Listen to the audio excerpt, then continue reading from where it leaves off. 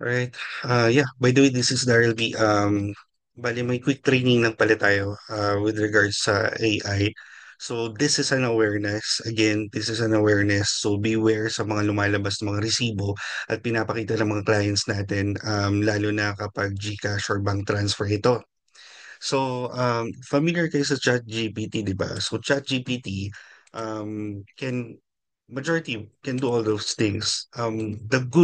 Actually, yung pinaka-bad part dito is that it can replicate a receipt or an online banking. Kaya, please, disclaimer lang ulit, you can float this training sa mga staff ninyo. Pwede nyo ring tingnan kasi I'll target some small points para ma-detect to.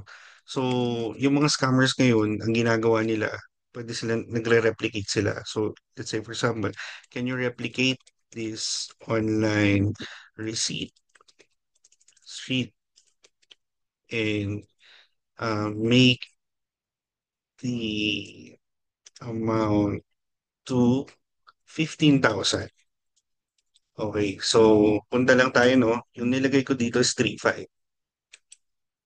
Then, in uh, the output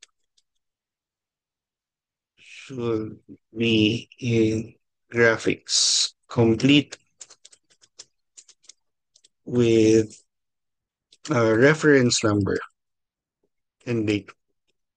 So normally, nagge-generate to mga more or less mga 5 minutes or less than that.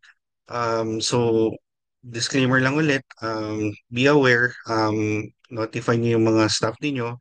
Ang pinaka titingnan niyo dito is kailangan yung tingnan yung reference number.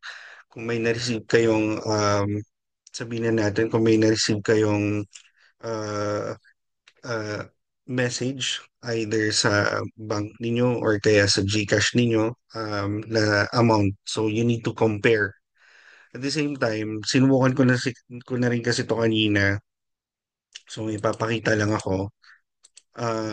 Trinay ko siya kanina and minsan madedetermine mo siya, minsan magagaya na talaga yan.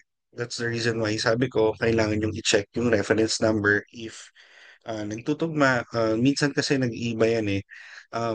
At the same time, nung sinubukan, nag-try na naman ako ng isa kanina, minsan yung peso sign niya is hindi okay, tas may dot din siya. So, kailangan yung tingnan na maigi. Minsan sa graphics nag-iiba, eh. Even yung font nito ng reference number, magkaiba siya. So, yun nga. Always check your GCash app. Confirm nyo yung SMS. Tapos, dapat real time yung pag-confirm nyo. As much as possible, use QR code. Yun lang yun. Tapos yung madedetermine nyo siya sa font, sa layout, date, time, hindi consistent. Minsan yun nga, suspicious yung ano niya, yung reference number. Tapos at the same time, yung amount format. Anyway, si ChatGPT rin ang nagbigay. Pero gaya ng sabi ko, kaya niya rin i-replicate. So, yun nga, let's be responsible in using AI.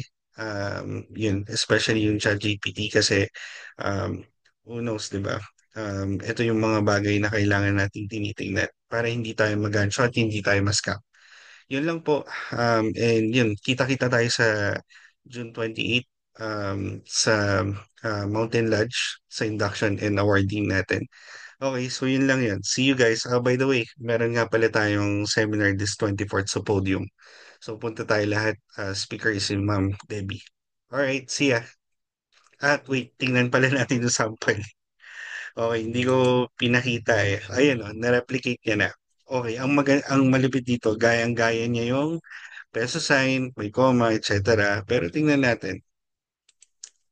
Okay, kung titignan niyo yung font dito, may indifferences. Medyo pabilog, pa-circle yung ano, yung mga numbers dito. Dito hindi. Okay. May pagkakaiba ng konti yung font nila. Alright. So yun lang.